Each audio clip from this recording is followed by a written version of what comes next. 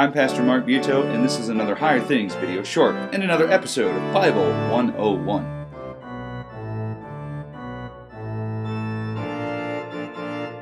So Jacob and his family, about 70 people, moved down to Egypt, and there they lived happily ever after. Well, sort of, not really.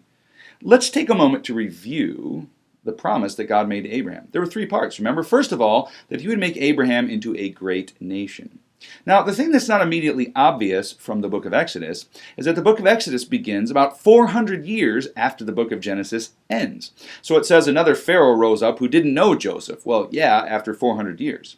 And after 400 years, the Israelites, who now numbered in the hundreds of thousands, still lived in Egypt. Except now, they weren't just happy Israelites living in Egypt, they were slaves. They had over time become slaves of the Pharaoh, and they spent their whole life waking and sleeping, living under the service of Pharaoh, making bricks for all the neat things that Pharaoh was building in his big store cities of Buetow and Ramses and such. So the first part of God's promise to Abraham was fulfilled. They had become a great nation. The problem was they were a great nation in slavery. The second was that through Abraham, all nations would be blessed. Well, we've been keeping track of that promise. It hasn't been fulfilled yet. After all, Jesus hasn't been born, but God is looking out for it. And the third is that he would give to Abraham this land, the land that he lived in, which was Canaan, or the Promised Land. Except, problem, the great nation of Israel was not living in the Promised Land. They were living in the land of Egypt. And now they were slaves. And so now it's time, after 400 years, for the Lord to take his people out of Egypt and bring them to the Promised Land. How is he going to do that? He's going to do that through the man named Moses. And to hear about Moses, we zoom in Jacob's family tree to the tribe of Levi. So there it is again, Jacob's 12 sons and Ephraim and Manasseh, and we focus in on Levi. Now, Levi, who was one of Judah's brothers, remember Judah's the one carrying the promise, Levi, after a really long time, had a son named Amram. Amram eventually had some kids, Moses, Aaron, and Miriam.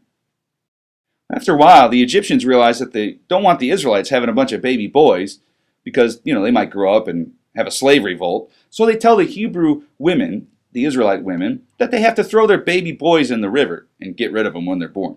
Well, the Hebrew women are godly and they don't want to do that, and the midwives who help deliver the babies don't want to do that, so that doesn't happen. Now, when Amram's wife gives birth to Moses, she tries to hide him for a little while, but then when he's getting too big, she says, I've got to do something with him. So she puts him in a little basket and puts him in the Nile River along the side of the river. Well, it just so happens that Pharaoh's daughter comes down to the river to bathe, and she sees the baby there. And she realizes, this is a little Hebrew baby. Now Miriam, his sister, had gone to follow him, and she says, you want me to go get one of the Hebrew women to nurse the baby?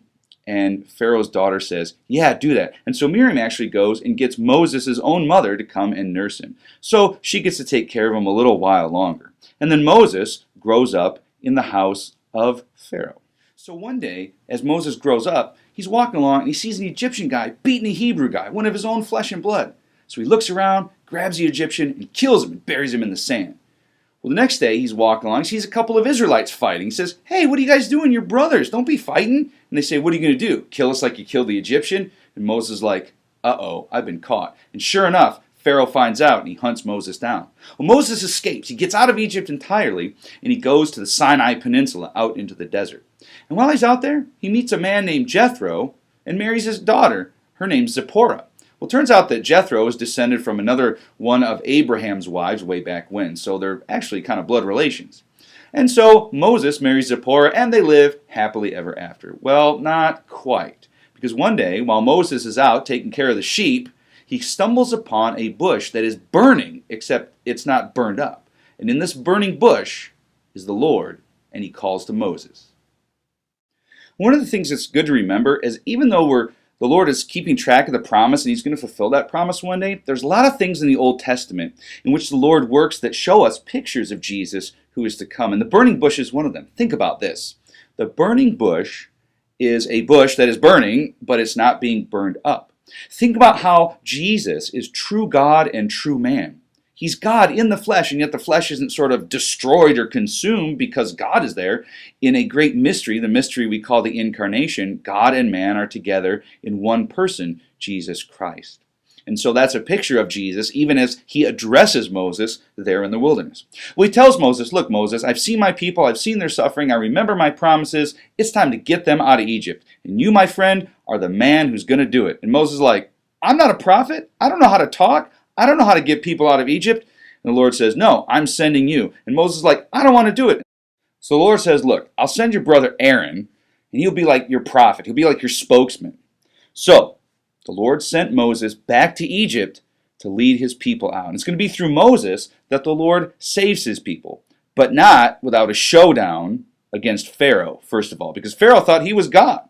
And so, well, the true God, you can't show off against him. So there's going to be a showdown before the Lord brings his people out of Egypt. So the Lord hasn't forgotten his promises, and now he's ready to do something about it. More next time on the next episode of Bible 101.